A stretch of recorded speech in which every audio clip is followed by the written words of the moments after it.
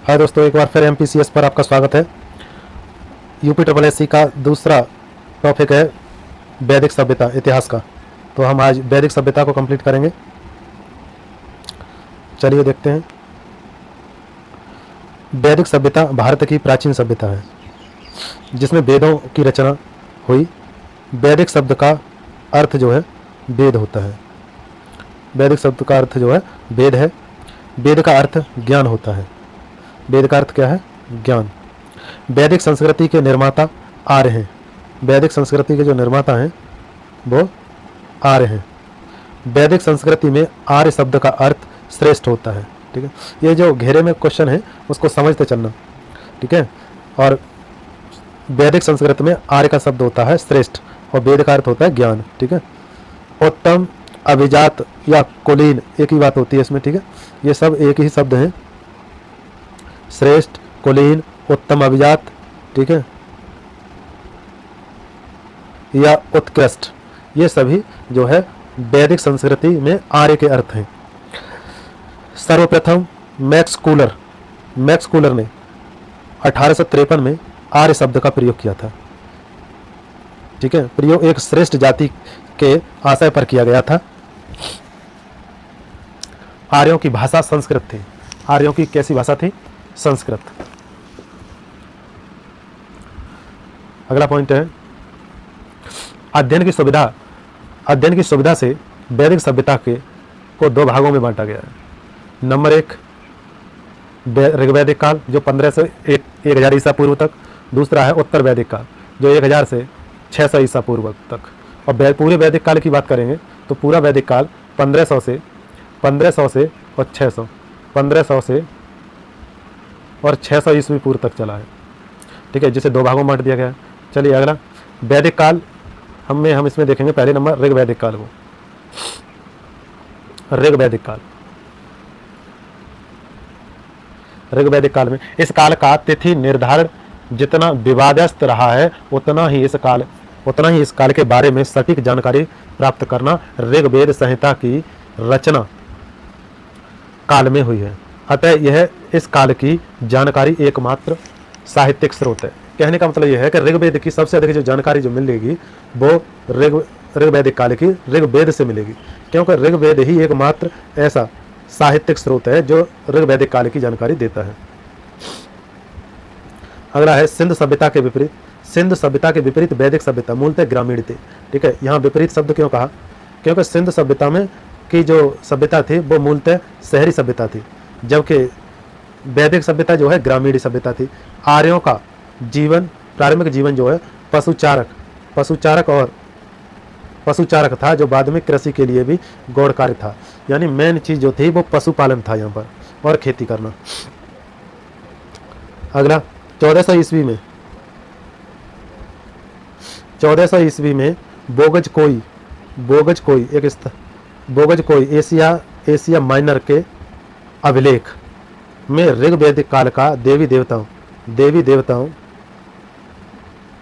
का उल्लेख हुआ है। ठीक है, इसके अनुमान लगाया जा सकता है कि वैदिक जो है आर्य ईरान से होकर के आए थे। कहाँ से होकर के आए थे? ईरान से।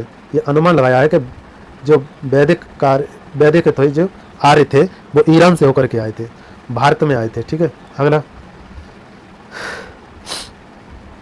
ऋग्वेद की अनेक बातें ईरानी भाषा के प्राचीनतम ग्रंथ अवेस्ता से मिलती हैं। अब क्वेश्चन यहाँ पूछेगा कि ऋग्वेद के अधिकांश जो शब्द हैं या वाक्य हैं वो कहाँ के ग्रंथ से मिलते हैं? तो ईरान का एक ग्रंथ है अवेस्ता। ठीक है, उसी से ही प्राप्त होते हैं। या अवेस्ता जो है ऋग्वैदिक काल के समकालीन का ही एक ग्रंथ है जो ईरान का है। आर्यों के मूल निवास के संदर्भ में विभिन्न विद्वानों के विचार दिए गए हैं। अलग अलग विद्वान ने अलग अलग बातें कही थी कि भाई ये आर्य जो है इधर से आए कि उधर से आए। तो इसके लिए एक मोस्ट तालिका है, इसे देखें। आर्य मैक्स मूलर ने, जो सबसे ज़्यादा मोस्ट माना जाता है, मैक्स मूलर ने, इन्होंने बताया कि आर्य जो है मध्य एशिया से आए थे। ठीक है, लेकिन बाल गंगाधर तिलक ने भी इसी बात पर जोर दिया। उन्होंने कहा था ये उत्तरी ध्रुव के हैं। डॉक्टर अविनाश चंद्र दास ने यह कहा कि ये सप्त सैन्य प्रदेश से आए हुए हैं या बसे हुए हैं, मूल निवास था यहाँ पर। दयानंद सरस्वती ने बताया कि ये तिब्बत के मूल निवासी थे। ठीक है, और एवं प्रोफेसर गार्डन, इन्होंने दक्षिणी रूस को बताया था। गंगानाथ झा ने इन्हें ब्रह्माऋषि देश से बताया था कि ये ब्रह्माऋषि देश से आए हैं। इसी तरीका से गाइल्स महोदय ने कहा कि ये जो है हंगरी अथवा डैन्यूब नदी के घाटी से आए हैं। प्रोफेसर पेका ने कहा जर्मनी की मैदानी भाग से आए हैं।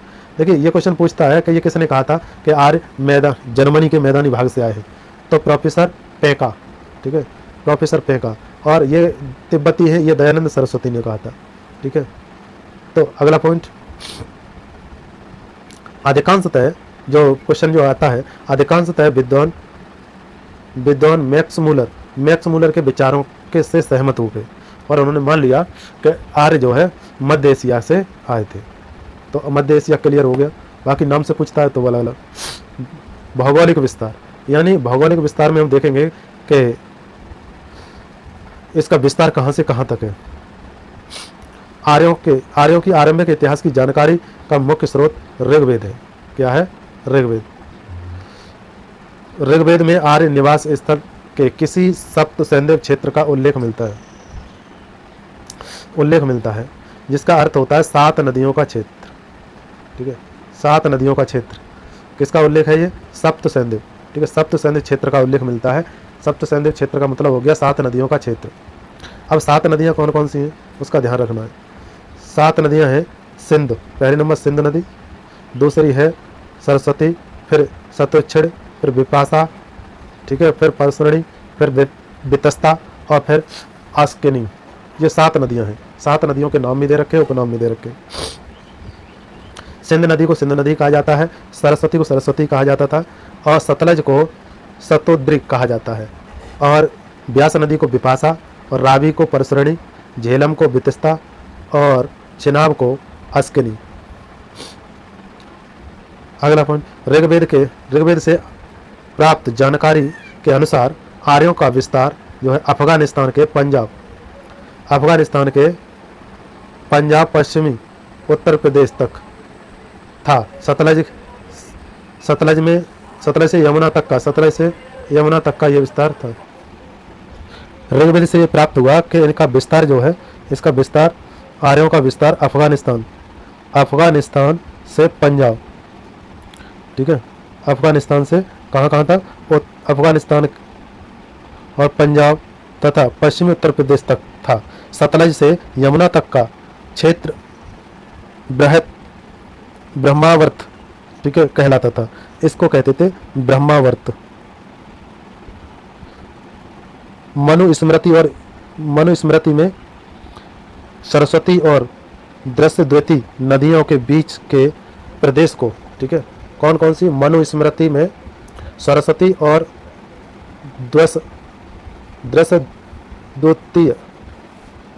दृश्यद्वती नदियों के बीच के प्रदेश को ब्रह्मावर्त पुकारा गया। इसे ऋग्वैदिक सभ्यता का केंद्र माना गया। अब क्वेश्चन ये पूछता है कि ऋग्वैदिक सभ्यता का केंद्र जो है किसे माना गया है?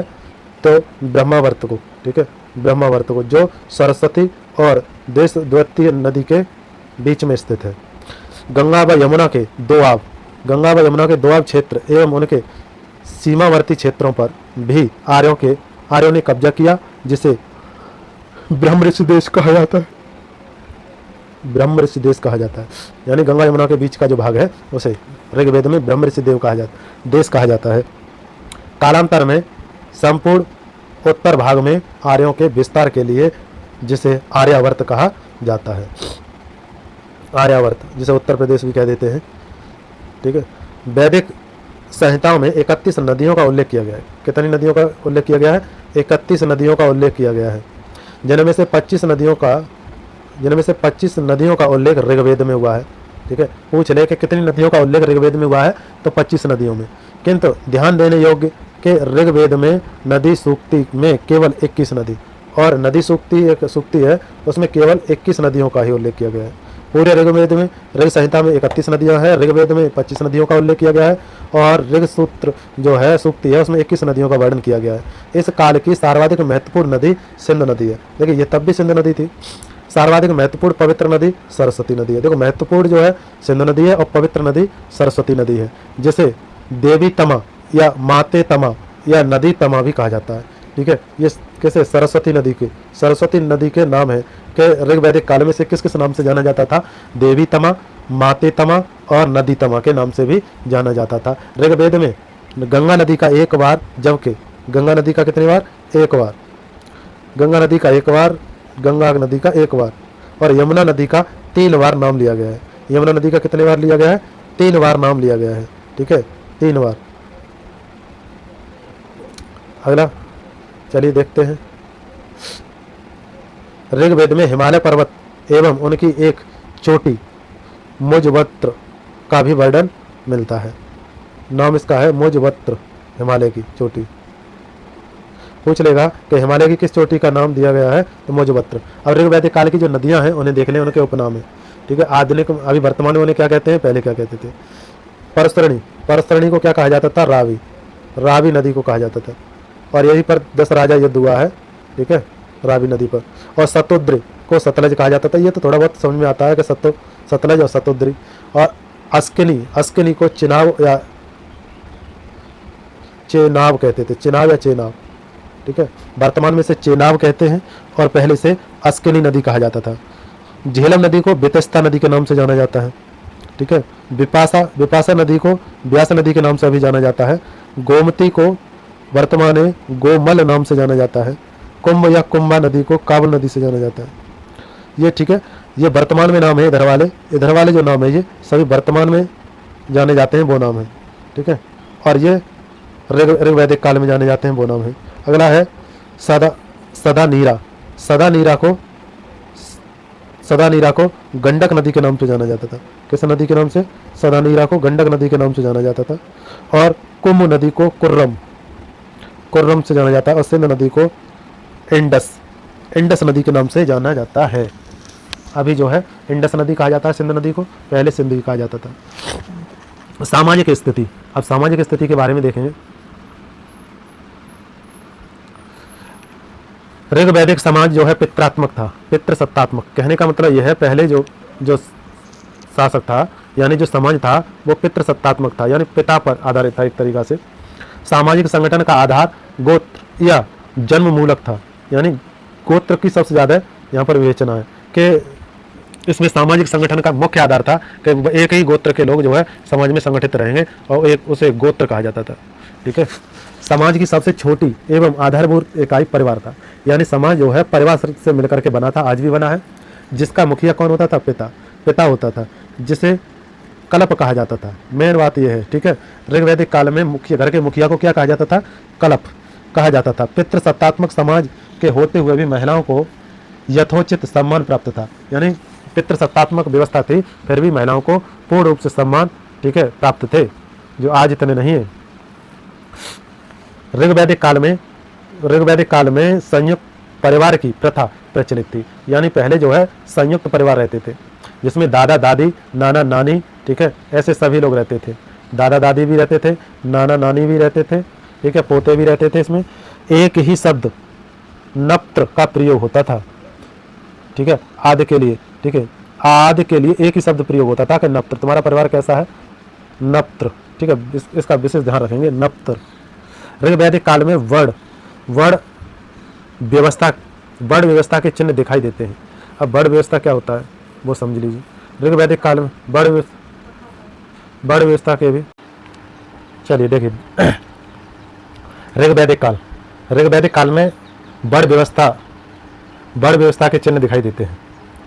ठीक है, वर्ण व्यवस्था जो थी ऋग्वेद में 10 मंडल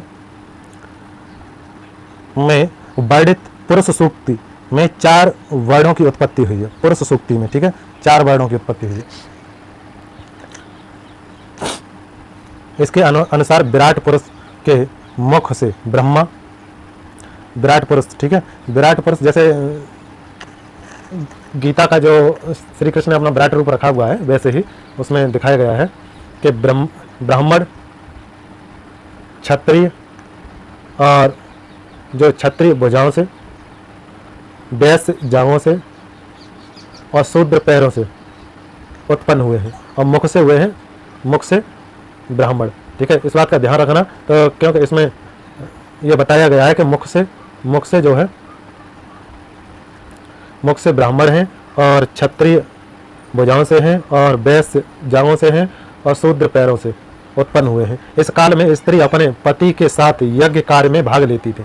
ठीक है, यज्ञ कार्य में जो है भाग लेती थी स्त्रियां। बाल विवाह, सती प्रथा एवं पर्दा प्रथा प्रचलित नहीं था। ठीक है, ये इसमें वैदिक काल में सती प्रथा, बाल विवाह, ये प्रथाएं नहीं थी। अगला है उपनयन संस्कार किया जाता था। पुत्रियों का जो है उपनयन संस्कार किया जाता था।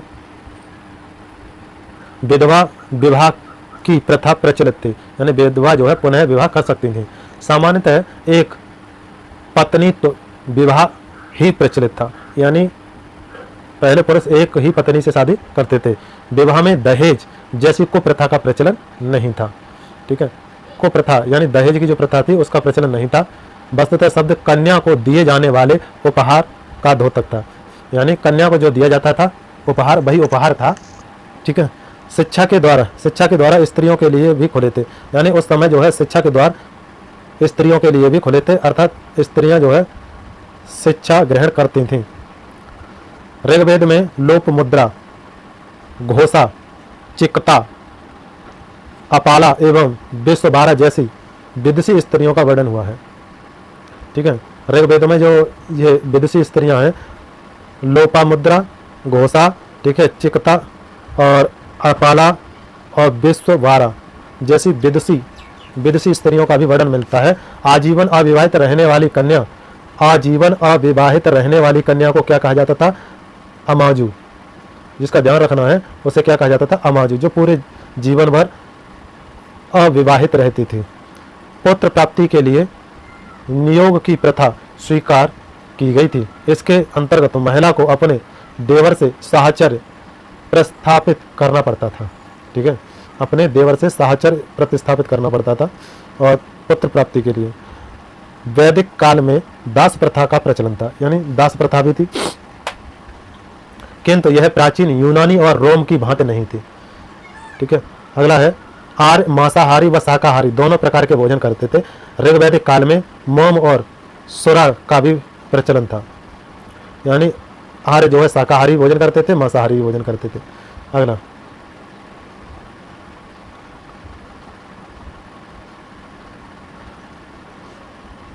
आर्य समाज में हाँ, आर्यों के वस्त्र सूती, ऊनी व चर्म के बने होते थे, यानी आर्यों के जो वस्त्र थे वो सूती भी थे, चमड़े के भी थे। ठीक है, आर्य समाज में विवाह एक पवित्र संस्कार माना जाता था। आर्य समाज का जो विवाह था वो पवित्र संस्कार था। समाज में दो प्रकार के विवाह थे, एक था अनुलोम विवाह। ठीक है, अनुलोम विवाह में क्या होता था? उच्च वर्ग का पुरुष निम्न वर्ग की स्त्री से हो जाता था, यानी उच्च वर्ग का पुरुष था और निम्न वर्ग की स्त्री, जिसे कहेंगे अनुलोम।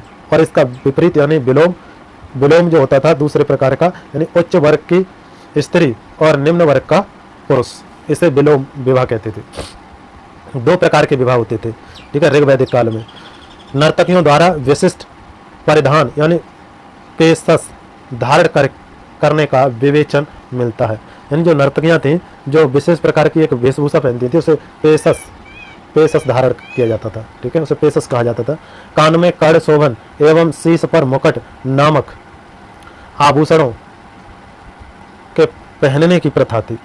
ठीक है, अतिरिक्त खाद्य, रुग्म, भुजबंद, यानी भुजबंद जो भुजाओं पर बांधे जाते थे, रुग्म, ठीक है, भुजबंद और मेयूर और नूपुर,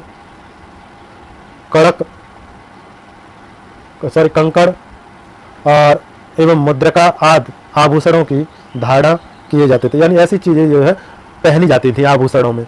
भुजबंद जो है भुजाओं पर बांधे जाते थे, ऐसे ही केयूर है, ये सभी आभूषण हैं। ठीक है, ये आभूषण हैं सभी पहनने वाले। विसर्ज शब्द का प्रयोग ऋग्वेद में वेद के लिए होता है, यानी वेद को क्या कहा जाता था? भेषज कहा जाता था। भेषज अश्विन देव को कहा जाता था। ठीक है, अश्विन देव को भी भेषज कहा जाता था, यह भी ध्यान रखना है, और वेद को भी कहा जाता था। यक्ष्मा यानी तपेदिक का उल्लेख अनेक स्थानों पर हुआ है। ऋग वैदिक काल में यक्ष्मा रोग को कहते हैं तपेदिक, ठीक है। इसका कई जगह प्रयोग हुआ है शब्द का। मृतकों को प्राय अग्नि में जलाया जाता था, लेकिन कभी कभी दफनाया भी जाता था। यानी यहाँ पर दो प्रकार का संस्कार देखने को मिलता है, दफनाने का और जलाने का। चलिए अगला राजनीतिक स्थिति के बारे में देखेंगे। आर्य जो है किस तरीका से रहते थे, यानी वैदिक समाज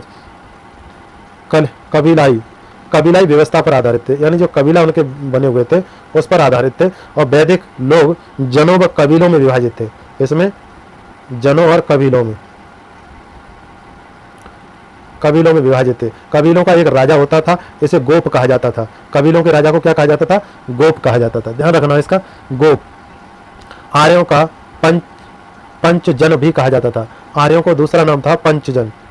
पंचजन के नाम से भी जाना जाता था आर्यों को, ठीक है, क्योंकि इनमें 5 कबीले कुल थे। इन कबीलों के नाम है अनु, ठीक है, ध्रुव, पुर, तुर्वस और यदु। ये 5 कबीले थे, ठीक है। इनको इस वजह से कबीलों को 5 कबीले थे, इसे पंचजन कहा जाता था। पंचजन भी कहा जाता, आर्यों का जो पंचजन भी कहा जाता था, क्योंकि इनके 5 कबीले होते थे या थे। 5 कबीलों के नाम भी हैं। ऋग्वैदिक काल में राज्य का मूल आधार जो है परिवार था, यानी कुल जिसे कहते थे। परिवार का मुखिया कुलप अथवा गृहपत कहलाता था। इसका ध्यान रखना है, परिवार के मुखिया को क्या कहते थे? कुलप या गृहपत के नाम से जाना जाता था। कुलों के आधार पर ग्राम का निर्माण होता था, यानी जितने भी कुल होते थे उसके आधार पर ग्राम बनता था। और ग्राम का प्रमुख ग्रामीणी होता था। इसे अनेक ग्राम मिलाकर विष बनाया जाता था, ठीक है। बहुत ही मोस्ट है ये, ठीक है। ये जो है पूरा टॉपिक आपको बताएं, बहुत ही मोस्ट है। इसका विशेष रूप से ध्यान रखना है आपको इस पूरे का। ये आपने पढ़ लिया तो समझ लीजिए बहुत कुछ कंप्लीट हो गया। गांव को मिलाकर, ठीक है, ग्रामीणी कहा जाता था इसे, ठीक है। और इसे परिवार को, मुखिया को कुलप कहा जाता था, या इसे गृहपत भी कह देते थे। और कुलों को मिलाकर के ग्राम बनाया जाता था, जैसे ग्राम का नाम, और इसका मुखिया ग्रामीणी होता था। अनेक ग्राम को मिलाकर के विष बनाया जाता था, और जिसका प्रधान विषपत होता था, ठीक है। और होता था विष से जन बनाया जाता था, ठीक है, जन बनाया जाता था, जो कबीलाई संगठन का प्रधान प्रमुख जनपति होता था। इसे जनपति कहा जाता था, ठीक है।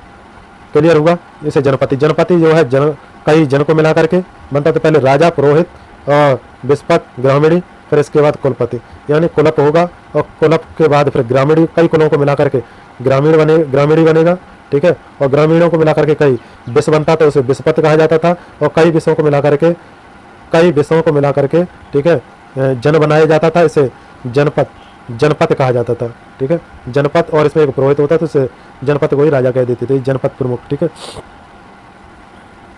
अगला है 10 राज युद्ध। 10 राजाओं के साथ युद्ध, 10 राज युद्ध, यानी पारुष्णी रावी नदी के तट पर भरत वंश के राजा सुदास तथा 10 जनों, 5 आर्य एवं 5 अनार्य के बीच हुआ था, ठीक है। 5 आर्य थे जिसमें, और 5 अनार्य थे। और राजा का नाम था सुदास राजा से इसका युद्ध हुआ था। बहुत पूछता है कि परसोड़ी नदी पर 10 राजा युद्ध हुआ था, उसमें राजा का नाम क्या था? तो सुदास राजा, और जिसमें 5 आर्य थे, 5 अनार्य व्यक्ति थे, यानी 10 वो हुए। अंत में इस युद्ध में भारत राजा सुदास की विजय हुई। इसमें कौन जीता था? सुदास जीता था। इस युद्ध का वर्णन ऋग्वेद में विस्तृत से किया गया है। बस इतना ही आपको समझना है इसमें, ठीक है। अगला, इस प्रकार आर्यों को प्रशासनिक इकाइयों में बांटा गया था। तो पहले कुल बनता था, पहले कुल था, और कुल के बाद फिर ग्राम बनता था, ग्राम से फिर विश्व बनता था, विश्व से जन बनता था, और फिर राष्ट्र बनता था, ठीक है। अब इसके बाद कुल के मुखिया को कुलपति कहते थे, ठीक है, और ग्राम के मुखिया को ग्रामीणी कहते थे, विश्व के मुखिया को क्या कहते थे? विश्वपति कहते थे, और जन के मुखिया को राजा जनपति कहते थे, और राजा राष्ट्र का होता था, ठीक है। इस तरीका से ये क्लियर हुआ। अगला है राजतंत्रात्मक शासन प्रणाली मौजूद थी, और साथ ही गणतंत्र भी था। राजा का प्रमुख कर्तव्य कबीले की रक्षा, यानी कार्य या कर्तव्य कबीले की रक्षा करना था। राजा का कोई और कार्य नहीं था कि वो कबीले की केवल रक्षा करता था। इस काल में अनेक जनतांत्रिक संस्थाओं का विकास हुआ, जिसमें सभा के बाद समिति तथा विदत प्रमुख है, ठीक है। ये संस्थाएं थी। क्या संस्थाएं थी? सभा और समिति, 2 संस्थाएं थी। एक और संस्था थी विदत, प्रमुख थी इनमें से 3। इन संस्थाओं में राजनीतिक, सामाजिक, धार्मिक और आर्थिक प्रश्नों पर चर्चा होती थी। ठीक है, जैसे आज लोकसभा राज्यसभा है, वैसे ही सभा समिति और विदत, ये 3 प्रकार की समितियां थी और तीनों प्रकार की समितियों में चर्चा चलती थी, राजनीतिक चर्चा और सामाजिक, धार्मिक और आर्थिक। वैदिक काल में महिलाएं भी राजनीति में भाग लेती थीं। सभा एवं विदत परिषदों में महिलाओं की सक्रिय भागीदारी थी, यानी सबसे ज़्यादा महिलाएं जो है सभा में और किसमें थी, सभा में सबसे ज़्यादा महिलाएं और विदत में सबसे ज़्यादा महिलाएं थीं, राजनीति में भाग लेती थी। सभा और समिति राजा को सलाह देने के लिए ये संस्थाएं थीं। जो सभा समिति थी वो राजा को सलाह देती थी। सभा श्रेष्ठ एवं समभ्रात लोगों की संस्था थी। ठीक है, जबकि समिति सामान्य जनता का प्रतिनिधित्व करती थी। ठीक है, जनता के लिए समिति थी और सभा एक विशिष्ट लोगों के लिए थी।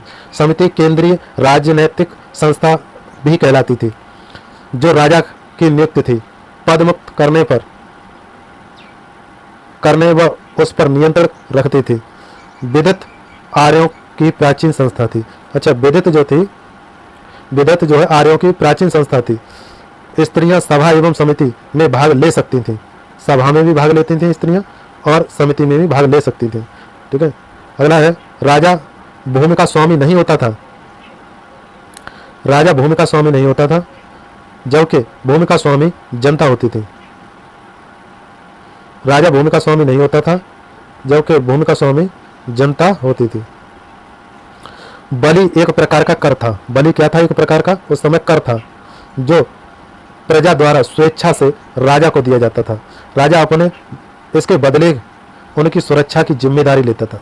ठीक है, राजा इसके बदले उनकी सुरक्षा की जिम्मेदारी लेता था। ठीक है, बलि एक प्रकार का कर यानी टैक्स ही तो था। राजा नियमित या स्थायी सेना नहीं रखता था, यानी राजा जो है, राजा के पास जो थी वो स्थायी और नियमित सेना नहीं रखता था, लेकिन युद्ध के समय वह नागरिक सेना संगठित कर लेता था, जिसका कार्य संचालन ब्रात, गढ़, ग्राम और सर्थ नाम के विविध टोलियों से किया जाता था। यानी ये टोलियां थी उसकी। ठीक है, ये टोलियों के माध्यम से सेना का गठन हो जाता था। पहला है ब्रातगढ़, दूसरा है ग्राम, फिर सर्दनाम, ऐसी टोलियां थी। इनसे सेना जो है जुट जाती थी जब युद्ध की स्थिति आ जाती थी। अगला है ऋग्वेद में राजा को गोप्ता जनस्य कहा जाता है। क्या कहा जाता था? गोप्ता जनस्य। अच्छा, कबीले का संरक्षक, इसका अर्थ होता है कबीले का संरक्षक। तथा पुराभेत्ता अर्थात नगरों पर विजय करने वाला। पुराभेत्ता का मतलब होता है नगरों पर विजय प्राप्त करने वाला। आर्थिक स्थिति के बारे में देखते हैं। आर्थिक स्थिति, उस समय की आर्थिक स्थिति कैसी थी? वैदिक काल में आर्यों की संस्कृति ग्रामीण एवं कबीलाई थी।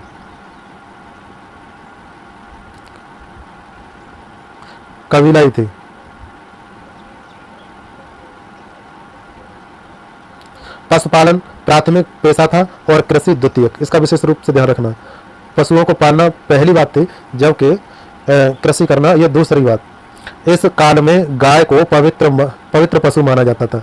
गाय को पवित्र पशु माना जाता था। यह विनिमय के साधन के रूप में थी।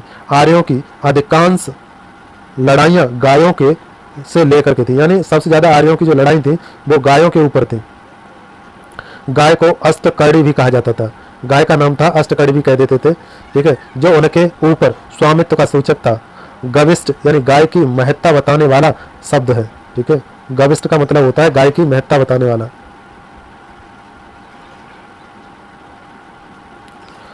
शब्द है अधन्या, न मारे जाने योग्य, यानी गाय को अधन्या कहा जाता था।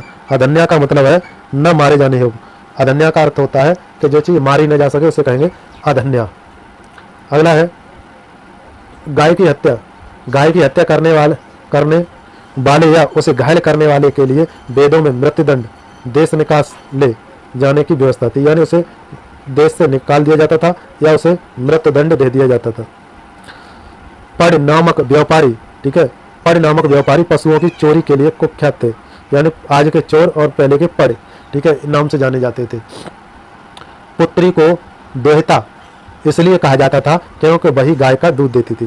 ठीक है, गाय के दूध निकालने वाली को, लड़की को, उसे दोहिता यानी वो पुत्री ही होती थी जो गाय का दूध निकालती थी उन्हीं की। अगला है घोड़ा आर्य समाज का अति उपयोगी पशु था, जिसके अलावा गाय, बैल, बकरी, ऊंट इत्यादि पशु थे, लेकिन घोड़ा जो है समाज में उपयोगी पशु था सबसे ज़्यादा, और गाय को सबसे ज़्यादा मानते थे। बाकी और भी जानवर थे, ऐसा नहीं है। ठीक है, ऋग्वेद के चतुर्थ मंडल में कृषि संबंधी कार्यों को बताया गया है। एक ही अनाज यानी यव यानी जौ का उल्लेख मिलता है। ठीक है, इसमें जौ का, ऋग्वेद में जौ का उल्लेख मिलता है। कृषि के महत्व से केवल 3 प्रकार ही शब्द हैं। कृषि के महत्व से संबंधित केवल 3 प्रकार के शब्दों का वर्णन हुआ है। पहला है उर्दर, फिर है धान्य, फिर है संपत्ति। ठीक है, उर्दर, धान्य और संपत्ति। ठीक है, विशेष रूप से इनका ही उल्लेख मिलता है। उर्दर का अर्थ होता है अन्न। उर्दर का अर्थ क्या है? अन्न है। मापक बर्तन, उर्दर का अर्थ है अन्न, मापक बर्तन। और धान्य का अर्थ है अनाज। ठीक है, धान्य का अर्थ क्या है? अनाज। और संपत्ति तो संपत्ति है ही। ठीक है, व्यापार पर पढ़ लोगों का अधिकार था। मैंने पढ़ किसे कहते थे अभी आपको बताया। ठीक है, जो पढ़ हम उसे कहते थे जो गाय वगैरह की चोरी करते थे, पढ़ कहते थे उन्हें। ठीक है, उन्हें क्या कहते थे? पढ़। और पढ़ जो है व्यापार पर किसका अधिकार था? पढ़ का। व्यापार पर पढ़ लोगों का अधिकार था। व्यापार मुख्यतः वस्तु विनिमय द्वारा होता था, परंतु विनिमय माध्यम के रूप में गायों व घोड़ों सहित निष्क का भी उल्लेख मिलता है। ठीक है, यानी विनिमय का मतलब होता है एक वस्तु देना दूसरी लेना। ठीक है, विनिमय माध्यम के रूप में गायों व घोड़ों सहित निष्क का भी उल्लेख मिलता है, जो संभवतः स्वर्ण आभूषणों या सोने का टुकड़ा होता था। ठीक है, निष्क, उसे निष्क कहा जाता था। कहने का मतलब यह है कि वहाँ व्यापार जब किया जाता था तो विनिमय रूप था, जिसमें गाय के बदले घोड़ा या घोड़ा के बदले गाय मिल जाती थी। लेकिन इससे एक और आता है शब्द निष्क। निष्क का था एक सोने का टुकड़ा, आभूषण का सोने का टुकड़ा, उससे भी बदल लेते थे। बेकनाट सूदखोर थे। ठीक है, बेकनाट को क्या कहा जाता है? बेकनाट तो जो थे उन्हें सूदखोर थे, जो बहुत अधिक ब्याज लेते थे। यानी ब्याज लेने वाले को, अधिक ब्याज लेने वाले को क्या कहा जाता था? बेकनाट। ऋग्वेद में बढ़ई, रथकार, बुनकर, चर्मकार, ठीक है, आदि शिल्पियों, हाँ, ऋग्वेद में बढ़ई, रथकार, बुनकर, चर्मकार, कुम्भकार आदि शिल्पियों के उल्लेख मिलते हैं। सोने के लिए हिरण्य शब्द का प्रयोग किया गया था। ठीक है, सोना जो है, सोना के लिए क्या बताया गया था? हिरण्य शब्द का उपयोग किया। कपास का उल्लेख नहीं मिलता है कहीं भी। ठीक है, इसमें कपास का उल्लेख नहीं मिलता है, जबकि सिंधु घाटी की सभ्यता में हमने कपास पढ़ा था। अगला है अष्टकड़ी नाम से एक विदित होता था कि ऋग आर्यों का मूल निवासी स्थान है। ठीक है, ऋग्वैदिक आर्यों का मूल निवास स्थान है। ठीक है, अगला है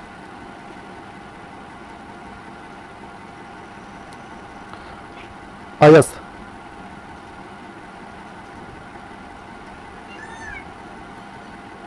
आयस शब्द का भी काल में प्रयोग किया गया है। आयस शब्द का भी इस काल में प्रयोग किया गया है। इसकी पहचान संभवतः तांबे या कांसे के रूप में की जाती थी। ठीक है, आयस जो है तांबे या उसको कहा जाता था। इस रूप में लोहे से परिचित नहीं थे, ये लोग लोहे से परिचित नहीं थे। अच्छा, आधुनिक नाम जो है और प्राचीन नाम, अब ये यहाँ से क्वेश्चन पूछ लेता है, ध्यान रखें। उर्वरता यानी उपजाऊ भूमि, ये तो हमें मालूम है, आज भी मालूम है, कल भी मालूम था। ठीक है, अगला है सौर का मतलब हल होता है। ठीक है, ब्रक बैल को कहते हैं। संस्कृति शब्द थे करीब या सशक्त, सकृत गोबर की खाद। सीता जो है हल्की बनी नालियों को कहा जाता था। अवल यानी कूप या कुआं को कहा जाता था। कीवास हल वाहा को कहा जाता था। परजन्य यानी बादल को परजन्य कहा जाता था। अगला है उर्दर कहने का मतलब अनाज मापने वाला एक पात्र होता था, जिसे उर्दर कहा जाता था। तक्षण यानी बढ़ई को तक्षण कहा जाता था। भेषज इसे वैद्य कहा जाता था, वर्तमान में है। और कुसीद जो है वर्तमान में से ऋण लेने वाले लेने व बलि देने की प्रथा कुसीद कहलाती थी। अनज, अनज का मतलब वर्तमान में से बैलगाड़ी कहते हैं। धार्मिक स्थिति के बारे में देखेंगे तो वैदिक काल में धार्मिक कर्मकांड का उद्देश्य भौतिक सुखों की प्राप्ति का था, यानी सबसे ज़्यादा भौतिक सुखों की प्राप्ति के लिए वो कार्य ऐसे करते थे, बहुउद्देश्यवादी होते थे वो, ठीक है। और परंतु उनमें देवियों के अस्तित्व का अभाव मिलता था। ऋग्वेद में अनेक देवताओं का अस्तित्व माना जाता है, यह भी क्लियर है, ठीक है। प्रकृति में प्रतिनिधि के रूप में आर्यों के देवताओं को 3 श्रेणियों में बांटा गया था, 3 श्रेणियों में। पहला था आकाश के देवता, ठीक है। आकाश के देवता, आकाश के देवता जो थे वो कौन कौन से थे? आकाश के देवताओं को सूर्य, सौर, वरुण, मित्र, पूषण, विष्णु, सविता, आदित्य, उषा और अश्विन कहा जाता था। और अंतरिक्ष के देवता को इंद्र, ठीक है, रुद्र, मरुद, वायु, पर्यंत, यम, प्रजापति, ये जो है अंतरिक्ष के देवता थे। पृथ्वी के देवता अग्नि, सोम, बृहस्पति, पृथ्वी और सरस्वती, ये पृथ्वी के देवता थे। ऋग्वेद में इंद्र को पुरंदर भी कहा जाता था। ऋग्वेद में इंद्र को क्या कहा जाता था? पुरंदर, ठीक है। ऋग्वेद में 250 सूक्ति, 250 सूक्ति इंद्र को समर्पित हैं। इंद्र को आर्यों का युद्ध नेता, वर्षा, आंधी, तूफान का देवता भी कहा जाता था इंद्र को, ठीक है। इंद्र को कहा जाता था। इंद्र आर्यों में सर्वाधिक महत्वपूर्ण देवता थे। दूसरे महत्वपूर्ण देवता अग्नि थे। इन्होंने 200 सूक्त समर्पित है इन्हें। अग्नि का कार्य मनुष्य एवं देवताओं के बीच मध्यस्थता स्थापित करने का था। तीसरे प्रमुख देवता थे वरुण थे, जिन पर 30 सूक्तियां समर्पित हैं और जो जल निधि का प्रतिनिधित्व करते थे, यानी जल के बारे में जो देवता थे वो वरुण थे और अग्नि देवता थे, ठीक है, और इंद्र देवता थे। सबसे ज्यादा इंद्र का ही प्रयोग किया गया है 250 बार, ठीक। अगला गायत्री मंत्र। गायत्री मंत्र सविता यानी सवित्र देवता को समर्पित है, ठीक है। गायत्री मंत्र जो है सविता को समर्पित है। इसका उल्लेख ऋग्वेद के 3रे मंडल में मिलता है। ऋग्वेद के 3रे मंडल में इसका उल्लेख मिलता है।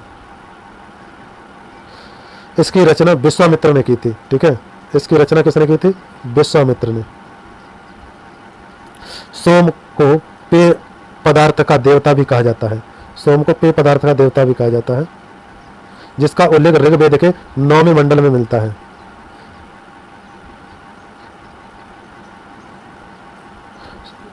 अगला है धौस। धौस को ऋग्वेदिक कालीन देवताओं में सबसे प्राचीन माना गया है धौस, ठीक है। धौस को सबसे प्राचीन देवता के नाम से भी जाना जाता है। अगला है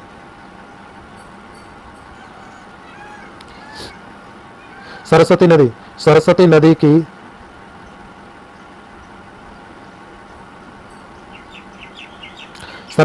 की देवी थी। सरस्वती जो है क्या थी? नदी की देवी। बाद में विद्या की देवी हो गई। पहले इन्हें नदी की देवी के नाम से जाना जाता था, लेकिन फिर इन्हें विद्या की देवी कहा जाने लगा।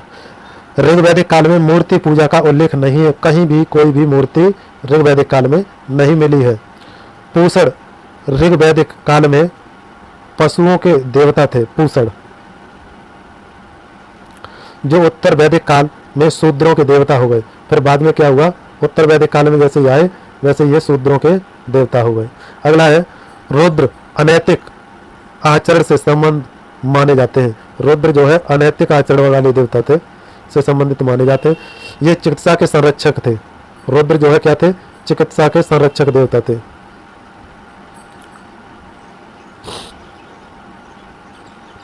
रुद्र को कभी कभी शिव या कल्याणकर कहा जाता है। उपासना